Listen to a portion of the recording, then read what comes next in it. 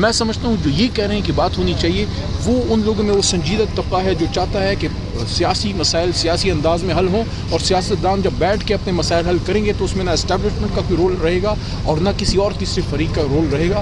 گفتگو سے ہی ان مسائل کا حل نکل سکتا ہے. اور سب سے بڑا مسئلہ میں نے اڈیالہ کے باہر بھی بات کی، آج پارلیمنٹ کے سامنے بھی یہ بات کر رہا ہوں، تمام مسائل کے حل کی کنجی عمران خان صاحب کی رہائی ہے. جب تک جناب عمران خان صاحب رہا نہیں ہوتے نا یہ مسائل کا حل بھول جائیں. علی محمد خان صاحب کیا سیاسی آج جو پولیٹیکل جو پارلیمانی کمیٹی کا اجلاس تھا اس میں مروت صاحب کے بیان سے لطفوں کا اظہار بھی نہیں، پارٹی کے انٹرنل ڈسکشن ہے، اس میں آپ سے کیا بات کروں، ابھی اس کا میں تفصیلی جواب دے چکا ہوں. مروت دلیر آدمی ہے، خانقاہ سپاہی ہے، اور اس نے جو کل بات کی ہے اس نے مذاکرات کی بات کی ہے.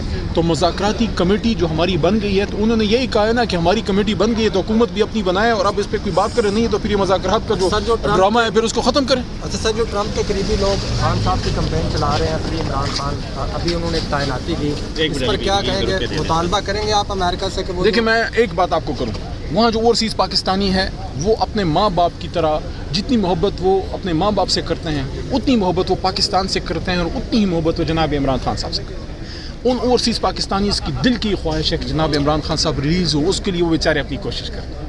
لیکن ہماری پارٹی پالیسی کیا ہے؟ وہ وہی ہے کہ جس دن ٹرمپ کا الیکشن تھا، اتفاق سے اس دن میں عمران خان صاحب کے ساتھ اڈیالہ جیل کی پروسیڈنگ میں ہی تھا، کچھ کافی ٹائم، کچھ 5-6 گھنٹے ساتھ ہی تھا. جب عمران خان صاحب کو ٹرمپ کی جیت کی خبر سنائی گئی، خان صاحب نے ایک بات کی، انہوں نے نہ یہ کہا کہ مجھے رہائی دلائے گا، نہ انہوں نے یہ کہا کہ اس سے ہم مطالبہ کریں گے. انہوں نے صرف ایک بات کی، آپ کے میڈیا کے بھائی وہاں موجود تھے، ہم ان سے کنفرم کر سکتے ہیں. خان صاحب نے کہا چلو اچھا ہو گیا، کم از کم نیوٹرل تو ہو جائے گی نا بائیڈن ایڈمنسٹریشن کے بعد. یہ جو ایڈمنسٹریشن ہے ہماری ان سے صرف یہ توقع ہے، ہمیں کوئی فیور نہیں چاہیے، آپ نیوٹرل رہیں بس. ہمارے جس طرح آپ نے رجیم چینج میں کردار ادا ہوا، وہ جو غلطی بائیڈن ایڈمنسٹریشن نے کی تھی، ہم توقع کرتے ہیں کہ ٹرمپ ایڈمنسٹریشن ان غلطیوں کی سدھار کرے گا، کیونکہ بلیٹنٹ انٹرفیئرنس پاکستان کے معاملات میں ہوئی تھی اس وقت. اور عمران خان بطور وزیر اعظم جب ان کے نیچے نیشنل سیکورٹی کمیٹی کا اجلاس ہوا، اس کا جو اعلامیہ تھا آپ کو شاید یاد ہوگا، اس میں یہ کلیئرلی یہ بات آئی تھی کہ بائیڈن ایڈمنسٹریشن نے اس میں اوپنلی جو ہے انٹرفیئرنس کی ہے، آپ کو یاد ہوگا. اس پہ پھر ان کو ڈیمارش بھی کیا گیا تھا.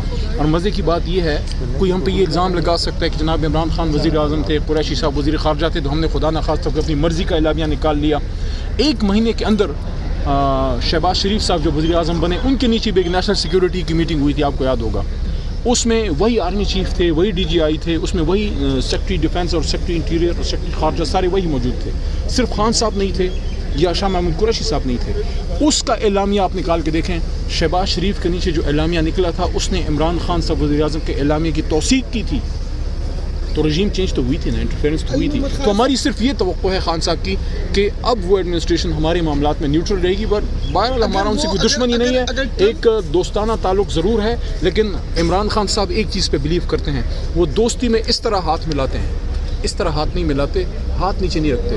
وہ ٹانگ پہ ٹانگ رکھے، ہاتھ میں تسبیح تھامے، شلوار قمیض پہن کے وائٹ ہاؤس میں آنکھوں میں آنکھیں ڈالنے والا ایک ہی وزیر اعظم پاکستان کو ملا تھا، جو انشاءاللہ دوبارہ آئے گا.